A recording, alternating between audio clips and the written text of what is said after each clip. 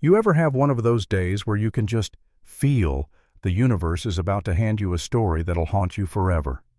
Yeah, that was me. A quiet Saturday morning, coffee brewing, sun spilling through the blinds, and by noon a woman was screaming in my face, calling herself my dad's wife, demanding I be fired from my own family's cafe. And the wildest part, my dad, the husband she was talking about, was standing right behind her the whole damn time.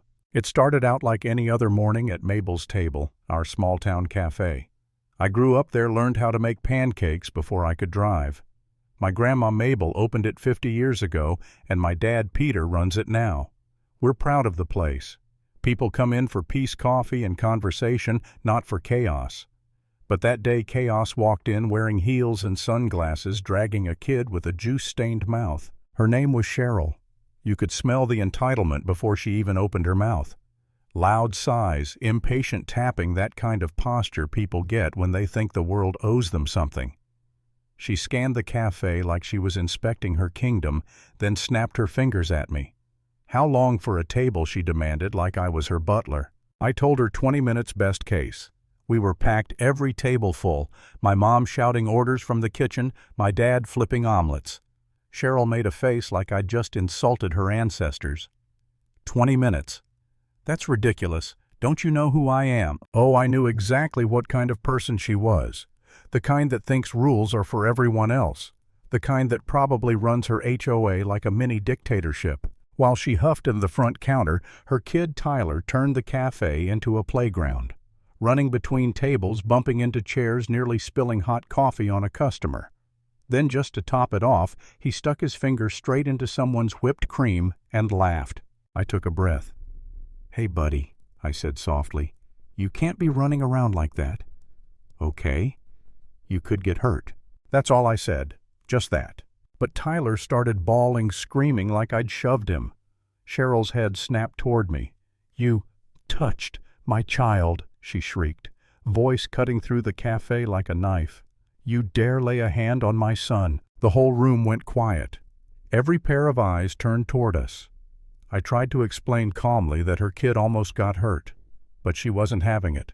She jabbed her finger in my face and hissed, "He's a child. He can do whatever he wants. You're done here." I blinked, confused. "Excuse me?" Then she said it, the line that still makes my brain short-circuit. "Do you even know who I am?" "I'm the owner's wife." For a second, I thought I misheard her. My dad's wife. My mom was in the kitchen 10 feet away. What kind of stunt was this woman pulling? I played along, half curious, half horrified. "The owner's wife," I repeated. She crossed her arms, full of smug satisfaction. "That's right, Peter's wife. And when he hears about this, you're fired." I swear my jaw almost hit the floor. She actually said my dad's name, my real dad. How the hell did she know that? For a split second, I doubted myself. Maybe. Was she serious? Could Dad have some secret I didn't know? The thought made my stomach twist, but I shook it off. No way. Cheryl was bluffing, trying to flex some fake authority to get her way. Still, she was loud enough that half the customers started whispering. I could feel my chest tightening, my face burning. It wasn't just embarrassment, it was anger mixed with shame, that awful cocktail that makes you want to disappear. I wanted to yell back, to defend myself, but instead I froze. That's when Cheryl demanded to speak to the manager. Of course. Classic Karen move. She stomped up to the counter, her kid still sniffling like he'd been victimized by gravity, and she started her performance. "This employee assaulted my son. I want him fired now." My dad came out from the kitchen, wiping his hands on his apron. Calm, steady, always composed. "Is there a problem, ma'am?" he asked. Cheryl's voice shot up an octave. "Your worker grabbed my son. He laid hands on him. I'm the owner's wife, and I will not be disrespected." Dad looked at me, then at her, then back at me again. He frowned slightly. "You're the owner's wife," he said slowly. She nodded with absolute confidence. "That's right. And unless you fire him, I'll have you both replaced." Now my dad is the kind of man who rarely loses his temper, but I saw something flicker in his eyes. He smiled, that quiet kind of smile that says he already knows how this is going to end. Well, he said that's interesting because last I checked my wife's name is Susan and she's in the kitchen right now. You could have heard a pin drop. Cheryl froze, but she doubled down because people like her always do. Don't play games with me. I'm calling my husband right now. She spun on her heel, stomped outside, and pulled out her phone. I followed her to the window partly out of morbid curiosity. She dialed the number printed on our delivery sign out front. The number that goes directly to, yep, my dad's cell phone. A second later, his phone buzzed in his pocket. He took it out, looked at the screen, then answered it right there in front of her. "Hello," he said, voice cool as ever. "This is Peter, owner of Mabel's Table. How can I help you?" The look on Cheryl's face, I'll never forget it. It was like watching a Jenga tower collapse in slow motion. She just stood there, phone still to her ear, completely speechless. My dad kept going politely. "Just to clarify, ma'am, I am the owner, and the young man you wanted fired, that's my son. So unless there's something else you'd like to add, I'd suggest finishing your coffee or leaving quietly." The cafe erupted in whispers and laughter. Cheryl's cheeks turned red, then purple. For a second I thought she might faint. But the universe wasn't done with her yet. From the corner table by the window, my Grandma Mabel, yes, the Mabel, lowered her newspaper and looked straight at Cheryl. "Did you just say you're Peter's wife?" she asked, her voice calm but sharp. "Well, that's funny, dear. I've been his wife for 50 years, and I don't recall seeing you at Thanksgiving." The entire cafe lost it. People were clapping, laughing, even cheering. Cheryl grabbed her son, muttering something about unprofessional staff, and stormed out, slamming the door so hard the bell almost fell off. I exhaled for what felt like the first time all day. My hands were still shaking. Dad looked at me and grinned.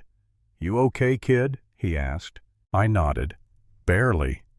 But inside I felt something deeper, a mix of relief and humiliation. Because honestly, for a moment back there I'd believed her. I'd doubted my own family. I doubted myself. And that stung. For the next few days, word spread fast. In a small town like Willowbrook, you can't sneeze without everyone knowing what color tissue you used. Customers came in just to ask about the owner's new wife. One guy even brought a fake wedding card for my dad as a joke. Grandma Mabel claimed she deserved free pie for life for saving the family honor. And Cheryl, well, karma came quicker than espresso. Turns out she was the president of our HOA, the kind of woman who fined people for leaving their trash cans out too long, who sent passive-aggressive emails about lawn height. After the cafe incident, someone filmed her tantrum and posted it online. The clip went viral around town. During the next HOA meeting, residents demanded she step down for behavior unbecoming of a community leader. She tried to talk her way out of it, of course blaming stress, fake news, whatever, but no one bought it. Within a week, she resigned. 2 weeks later, a for sale sign popped up in front of her perfect little house. I should have felt triumphant, but honestly, I just felt tired. The whole thing made me realize how fragile reputation and truth can be. How a confident lie can almost outweigh an awkward truth if you let it. One night after closing, I sat alone in the cafe looking at the reflection of the neon sign in the window.